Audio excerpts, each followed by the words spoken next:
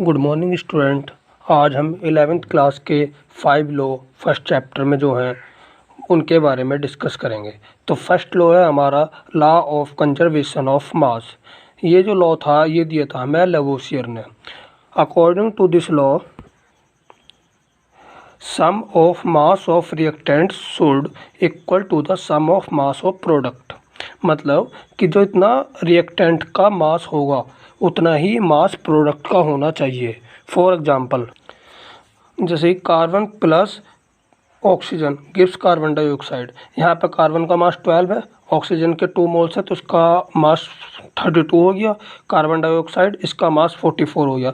44 मास ही हमारा रिएक्टेंट का है और 44 मास ही हमारा प्रोडक्ट का है। यही ये लॉ हमें बताता है।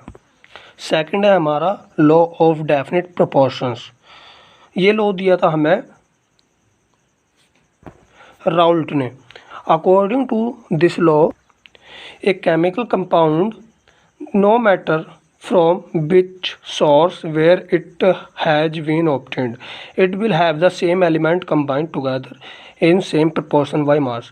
मतलब ये है कि कोई भी कंपाउंड कहीं से भी लिया जाए, हमने किसी भी सोर्स से उठाया, पर उसके जो एलिमेंट जो कंबाइन करेंगे उनका जो मास होगा वो सेम प्रोपोर्शन में होगा। फॉर एग्जांपल हमने वाटर लिया, सपोज हमने वाटर टैप वाटर का उठाया और रेन वाटर का उठाया और पॉन्ड वाटर या तालाब का पानी लिया।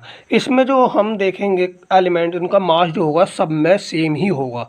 जैसे कि इनका रेशियो देखो, वाटर हाइड्रोजन एंड ऑक्सीजन का रेशियो, इसमें 2 मोल हाइड्रोजन के हैं और 1 मोल हमारा ऑक्सीजन का है। सेम रेन वाटर में 2 मोल हमारे हाइड्रोजन के, 1 मोल हमारा ऑक्सीजन का।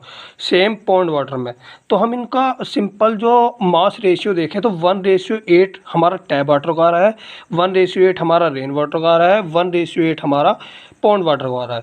मतलब कहीं से भी उठा लो हमारा जो मास रेशियो है वो सब में सेम ही आएगा according to law of definite proportion. फिर थर्ड है हमारा लॉ ऑफ मल्टीपल प्रोपोर्शन।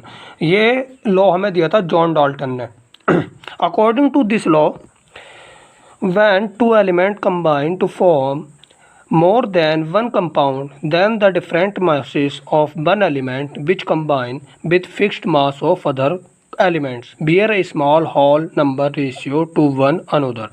मतलब ये है कि जब 2 एलिमेंट कंबाइन होते हैं और वो एक से ज़्यादा कंपाउंड बनाते हैं तो उनमें से किसी एक का मास हम फिक्स रखेंगे, किसी एक एलिमेंट का मास हम फिक्स रखते हैं, जबकि दूसरे एलिमेंट का मास हमारा वेरिएबल होता है या अलग अलग होता है।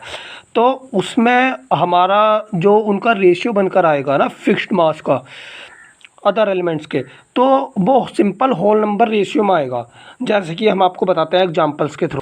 जैसे कि ये बना हमारा कार्बन और ऑक्सीजन, इन्होंने एक बनाया कार्बन डाइऑक्साइड, दूसरा बनाया कार्बन एंड ऑक्सीजन मिलकर कार्बन मोनोऑक्साइड। अब देखो कार्बन का मास 12 है दोनों में, ऑक्सीजन का मास दोनों में 16 है। बट प्रोडक्ट में देखो जो इनका रेशियो है मास रेशियो, कार्बन डाइऑक्साइड में कार्बन और ऑक्सीजन का जो मास रेशियो है वो 12:32 है, जबकि कार्बन मोनोऑक्साइड में 12:16 है।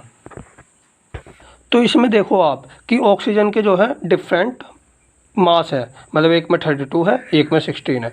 जब हम इनको कंबाइन करेंगे तो इनका फिक्स्ड मास जो है कार्बन का फिक्स्ड मास हो गया। तो अब जो डिफरेंट है हम उनका होल रेशियो निकाल लेंगे। जैसे कि कार्बन डाइऑक्साइड का 32 है ऑक्सीजन का मास और कार्बन मोनोऑक्साइड में 16, तो इनका रेशियो आ जाएगा सिंपल होल रेशियो हो गया 2:1। यही हमें इसमें बताना होता है लॉ ऑफ मल्टीपल प्रोपोर्शन में। अब फोर्थ है हमारा law of reciprocal proportion. When 2 elements combine separately, जब 2 एलिमेंट्स कंबाइन होते हैं separately with a fixed mass of third element, किसी तीसरे एलिमेंट के साथ जिसका मास फिक्स्ड है, then the ratio of mass, तब मास का ratio in which they do, जिसमें वो है, bear a small whole number ratio, वो एक स्मॉल होल नंबर रेशियो बनाते हैं, the ratio of masses in which they themselves combine, जिस रेशियो में वे खुद से कंबाइन होते हैं। हम इसको आप एग्जाम्पल के थ्रू समझाते हैं। जैसे कि यहाँ पर कार्बन एंड सल्फर है, ये जो तीसरे थर्ड एलिमेंट के साथ कंबाइन हो रहे हैं वो ऑक्सीजन है। देखो दोनों में फिक्स्ड है ऑक्सीजन, ठीक है। ये देखो, कार्बन जब सल्फर के साथ रिएक्शन करके कार्बन डाइसल्फाइड बना रहा है तो इसमें जो रेशियो है कार्बन और सल्फर का वो है 12:64। एंड इसमें देखो आप कार्बन डाइऑक्साइड में जो रेशियो है वो 12:32 है, रेशियो कार्बन एंड ऑक्सीजन का। जो रेशियो देखा जाए तो mass of carbon and sulphur का वो आ रहा 12:64। अब इनको हम सिंपल फॉर्म में करेंगे तो ये आ जाएगा 3:16।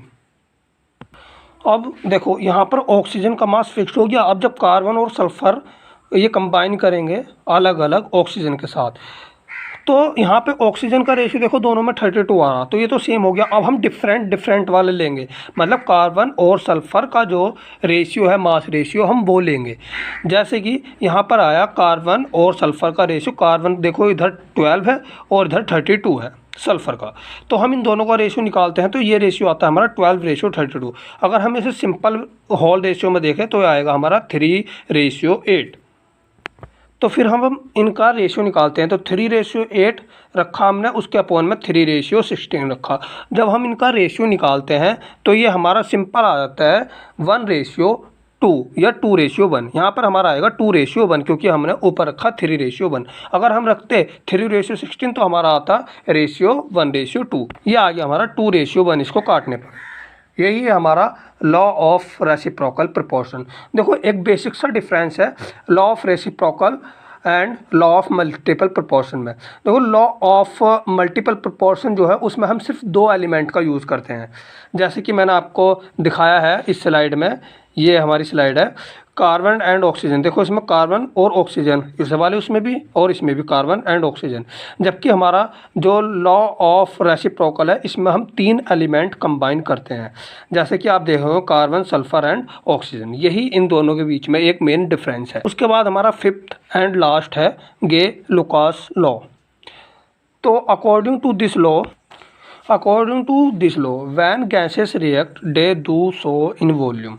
मतलब जो 2 गैसेस रिएक्ट करते हैं अपने वॉल्यूम में तो वे एक सिंपल होल रेशियो बनाती है एक दूसरे के साथ, the volume of product form.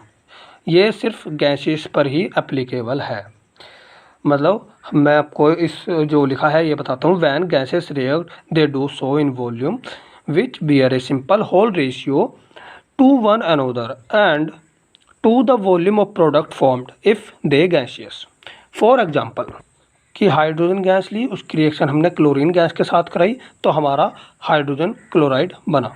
ठीक है, ये भी एक गैस ही बनेगी। अब इसमें हम आपको बताते हैं, जैसे कि हमने 1 मोल हमने हाइड्रोजन का लिया था, 1 मोल हमने क्लोरीन का लिया था। इन दोनों का जो एडिशन है सम है वो ही हमारा इधर बनेगा 2 मोल्स बने। जैसे कि हमारे 1 मोल और 1 मोल मिलाकर 2 मोल हमारे HCl के बने। हम इसको आपको एक क्वेश्चन के थ्रू समझाते हैं। जैसे कि हमारा एक क्वेश्चन है कि 60 ml ऑफ N2 मोल लिए हमने और 60 मिलीलीटर हमने N2 गैस ली और 60 मिलीलीटर हमने हाइड्रोजन गैस ली। तो हमें इनके मिक्सचर का कंपोजिशन बताना है कितना होगा। इसका हम आंसर करते हैं। तो सबसे पहले हमने लिखते हैं इनकी केमिकल रिएक्शन। अब केमिकल रिएक्शन में देखो नाइट्रोजन के मोल और हाइड्रोजन के मोल रिएक्ट करके बनाते हैं अमोनिया। अब अमोनिया के बने 2 मोल, पर हमने यहाँ पर नाइट्रोजन का 1 मोल लिया, 3 मोल यहाँ पर हाइड्रोजन के लिए, क्योंकि हमें ये रिएक्शन बैलेंस करनी थी according to the law of conservation of mass. तो हमारे 2 मोल बन गए हमारे यहाँ पर अमोनिया के। अब हमें जो दिया है क्वेश्चन में वो वैल्यू रखते हैं, फिर क्या होता है देखते हैं। कि देखो 1 वॉल्यूम हमने नाइट्रोजन का लिया, 3 वॉल्यूम हमने हाइड्रोजन का लिया और हमारे सिर्फ 2 मोल ही बने अमोनिया के। तो हमें जो ये 60 ml, तो जो ये हमारे 60 ml नाइट्रोजन है या फिर 60 ml हाइड्रोजन है वो इस अमाउंट में रखना है कि जिससे कि हमारे 2 वॉल्यूम अमोनिया का बन सके। तो हम किस उसमें रखते हैं ये देखते हैं। तो हमने 20 ml रखा यहाँ पर नाइट्रोजन के, 3 मोल हैं तो 20 के मल्टीप्लाई 3 से करेंगे हाइड्रोजन के तो 60 मोल आ जाएंगे। यहाँ पर हमारे 2 मोल बन रहे हैं तो ये हमारे 40 मोल बन जाएंगे। तो अब जो हमारा अमोनिया है वो बना 40 ml। तो यहाँ पर जो अनरिएक्टिव नाइट्रोजन रह गया वो कितना रह गया 40 ml। यही हमारा सिंपल रेशियो था। हमारा अमोनिया बना 40 ml, लेकिन जो हमारा अनरिएक्टिव नाइट्रोजन रह गया वो हमारा रह गया 40 ml।